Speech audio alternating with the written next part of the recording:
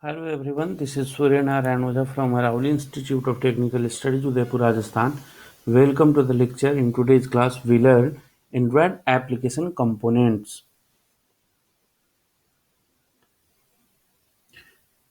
In today's class, we are going to learn application components of Android application. So first, we know about application component. So application components are the essential building blocks of an Android application. These components are loosely covered by the application manifest file, that is Android manifest.xml, that describes each component of the application and how they interact. The four components are as follows: activities, services, broadcast receiver, and content providers. Now, the what do you mean by activities and what are the activities?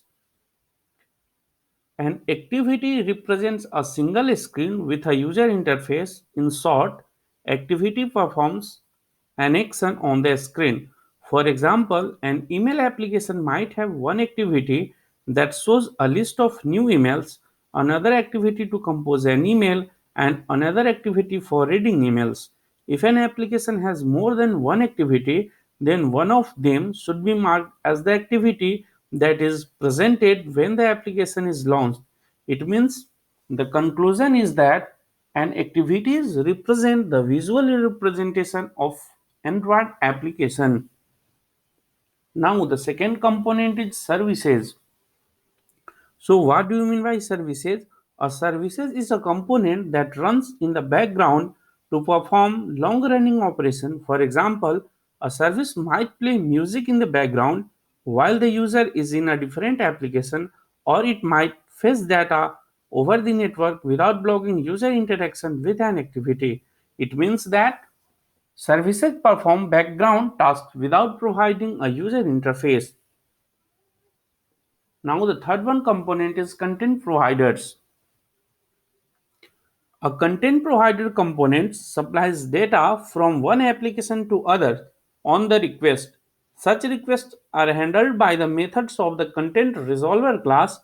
The data may be stored in the file system, the database, or somewhere else entirely. A content provider is implemented as a subclass of content provider class and must implement a standard set of APIs that enable other applications to perform transactions. So the total conclusion of our content provider is that an object used to work with data via a content provider, your application can share data with other application. And the fourth one is broadcast receiver. So what do you mean by broadcast receiver? Broadcast receivers simply respond to broadcast messages from other applications or from the system. For example, application can also initiate broadcast to let other applications know that some data has been downloaded to the device and is available for them to use.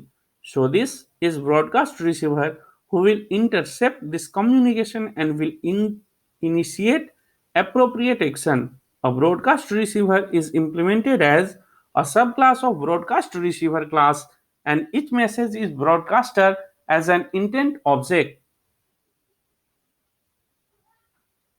Thank you.